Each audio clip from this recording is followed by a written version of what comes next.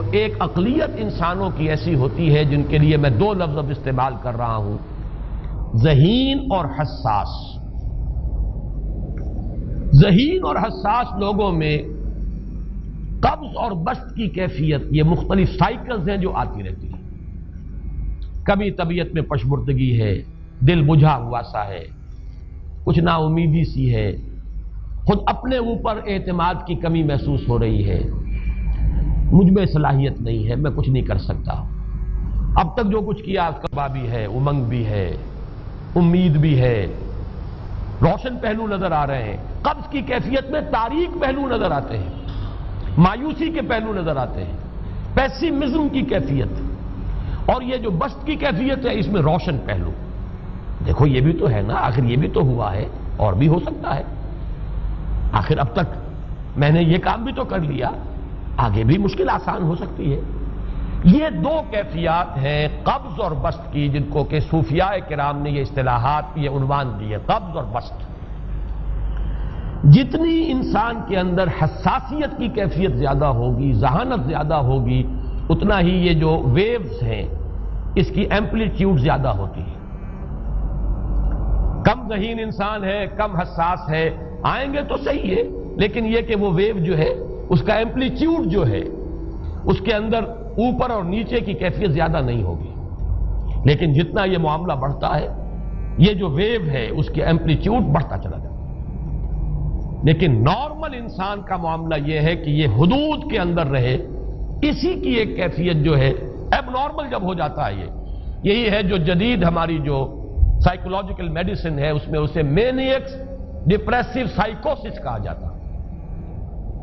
مایوسی ہوئی تو اتنی ہوئی کہ جیسے کمر ٹوٹ کر رہ گئی، اور اسی ڈپریشن میں ہوتی ہیں خودکشیاں، خودکشی کر جاتا ہے ڈپریشن۔ کچھ روشن پہلو نظر ہی نہیں آ رہا، کوئی امید کا پہلو نظر ہی نہیں آ رہا، کوئی صورت نظر نہیں آتی، کوئی امید بر نہیں آتی، کس طرف جاؤں، کدھر دیکھوں، کسے آواز دوں، اے ہجوم نامرادی دل بہت گھبرائے ہے۔ اور جب آدمی محسوس کرتا I can't face these realities، یہ commits suicide۔ یہ اور جب کیفیت ہوتی ہے انشراح کی تو آدمی خوب بھاگ رہا ہے، دوڑ رہا ہے، امنگ ہے، محنت ہے، دوڑ رہا ہے، امیدیں ہیں، اب ہر چیز کا روشن پہلو نظر آ رہا ہے۔ عجیب ہے یہ۔ اصل میں مجھے کچھ تجربہ بھی ہوا ہے، ہمارے خاندان میں بھی یہ مرض موجود رہا۔ میرے والد مرحوم کافی طویل عرصے اس مینیک ڈپریسو سائیکوسس کے مریض رہے۔ کچھ ہوتا ہے یہ معاملہ، ویسے بھی شاید ہمارا خاندان جو ہے اس کیٹیگری میں آتا ہے جس میں ذہانت نسبتاً کچھ زیادہ ہے، حساسیت بھی نسبتاً کچھ زیادہ ہے۔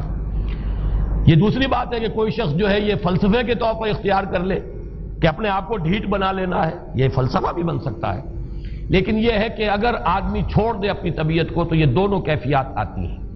انہی کیفیات میں اگر یہ جو اپورڈ اینڈ ڈاؤنورڈ موومنٹ ہے یہ ایک حد سے نکل جائے تو یہ بیماری ہے مینیک سائیکوسس، مینیک ڈپریسو سائیکوسس۔ اس میں جب آدمی ہوتا ہے وہ اپر کیفیت میں تو اس کے اندر بڑی عظیمت ہے، روشنی ہے، امید ہے، لوگوں سے گفتگو کر رہا ہے، ہنس بول رہا ہے، خوب جو ہے محفل کے اندر، اب وہ محفل میں اسے دلچسپی محسوس ہو رہی ہے اور اسے ہر چیز کا روشن پہلو نظر آ رہا ہے، خود اپنے وجود کا بھی روشن پہلو، دوسروں کے وجود کا بھی، دوسروں کی بات میں سے بھی وہ اچھا پہلو تلاش کریں گے، وہ برا پہلو تلاش نہیں کریں گے۔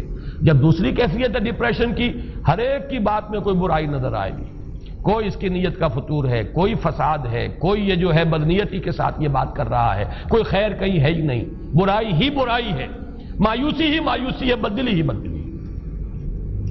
یہ ہے در حقیقت وہ کیفیت، اس کو غالب نے بہترین انداز میں تعبیر کیا ہے۔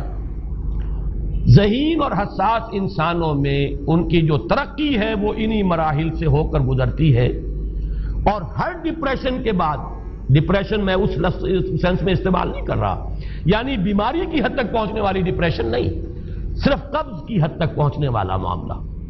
ہر قبض کے بعد جب بسط آتا ہے تو آگے ترقی ہوتی ہے، جس کو آپ کہتے ہیں بائی لیپس اینڈ باؤنڈس، آدمی جو ہے چھلانگ لگاتا ہے، گویا کہ ایک درجہ جو پہلے تھا اس سے آگے درجہ انسان کا جو ہے اس سے بلند تر پوزیشن پر انسان پہنچتا ہے. ہر قبض کے بعد جو نیا بست آتا ہے وہ ایک نئی کیفیت، نئی شان، نئی بلندی، نئی رفعت لے کر آتا ہے. اس کو غالب نے تعبیر کیا ہے بہت خوبصورت انداز ہے.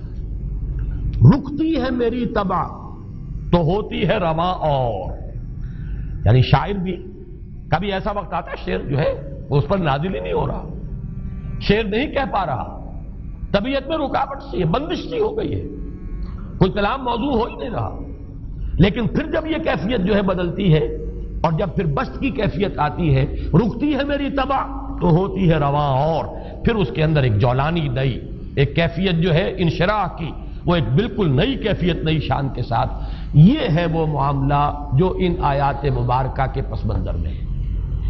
اسی لیے اب میں آپ کو اس کا حوالہ دے رہا ہوں. تفسیر مظہری میں قاضی ثناء اللہ پانی پتی رحمت اللہ علیہ نے بہت عمدہ بات فرمائی ہے کہ حالت قبض اگر کسی شخص پر طاری ہو تو اس حال میں اکسیر کا درجہ رکھتی ہے یہ سورہ مبارکہ، اس لیے کہ یہ نازل ہوئی ہے محمد الرسول اللہ صلی اللہ علیہ وسلم پر اسی حالت قبض میں.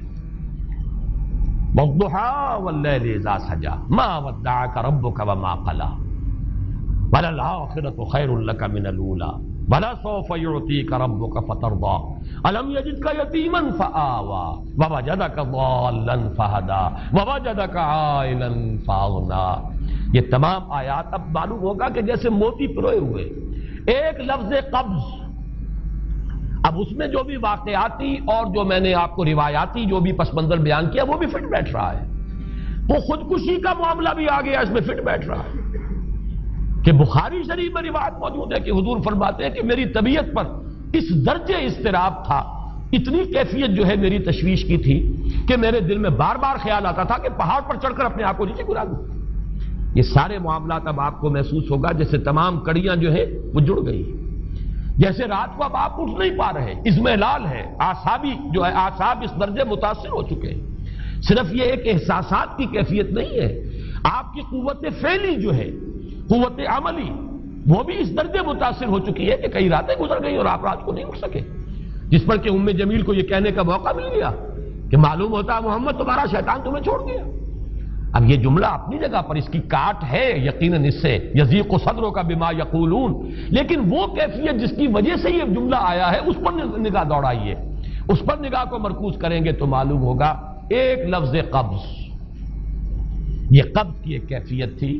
اس قبضی کی کیفیت کا ایک مظہر یہ ہے چونکہ یہ بھی تو در حقیقت قلب مبارک جو ہے محمد الرسول اللہ صلی اللہ علیہ وسلم کا، اسی پر تو وحی کا نزول ہوتا تھا.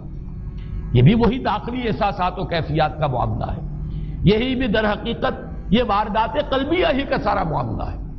اس کو آپ خارج سے تعبیر نہیں کر سکتے. نہ ابھی کوئی ایسے مصائب تھے، نہ ایسی کوئی مشکلات تھیں، نہ ابھی کوئی رد و قضا ایسی شروع ہوئی، نہ ابھی کوئی بحث و نزاع کا معاملہ ایسا ہوا، نہ کوئی ابھی کوئی فزیکل پرسیکیوشن شروع ہوئی. یہ سب داخلی ہی کیفیات ہیں اور ان داخلی کیفیات کے حوالے سے ان سورہ مبارکہ کو اگر صحیح سمجھا ہے تو صوفیہ نے سمجھا. وہ جو اقبال کا شعر ہے کہ کچھ جو سمجھا میرے شکوے کو تو رضواں سمجھا، مجھ کو جنت سے نکالا ہوا انسان سمجھا. اور کون سمجھے گا؟ وہ تو سمجھے گا کہ دکھے ہوئے وہ دل کی صدا ہے. وہ کیا ہے جو اقبال کی وہ ایک نظم ہے پرندے کی فریاد، گانا اسے سمجھ کر خوش ہونا سننے والے. یہ تو در حقیقت ایک دکھے ہوئے دل کی صدا، فریاد یہ صدا ہے. تو یہ کیفیت جو ہے رضوان سمجھ سکا ہے جو کہ داروغہ جنت ہے، اس نے سمجھا یہ وہی آدم جو نکالا گیا تھا یہاں سے، یہ اس کی فریاد ہے. کچھ جو سمجھا میرے شکوے کو تو رضواں سمجھا، مجھ کو جنت سے نکالا ہوا انسان سمجھا. تو واقعہ یہ ہے کہ اس سورہ مبارکہ کا صحیح فہم اگر حاصل ہوا ہے وہ امام راضی کو حاصل ہو ہی نہیں سکتا. وہ عقل اور منطق کی گتھیاں سلجھانے والے آدمی ہیں، اپنی جگہ ان کی کنٹریبیوشن بہت. یہ لغت اور ادب کا کوئی خاص مسئلہ اس میں ہے ہی نہیں کہ زمخشری اس میں کوئی جولانی دکھائیں اپنی، اس میں کوئی ایسا اشکال ہے ہی نہیں، نحوی اشکال ہی نہیں. لیکن یہ واردات قلبیہ کا معاملہ ہے، احساسات باطنی کا معاملہ ہے، یہ نفسیات انسانی کا معاملہ ہے.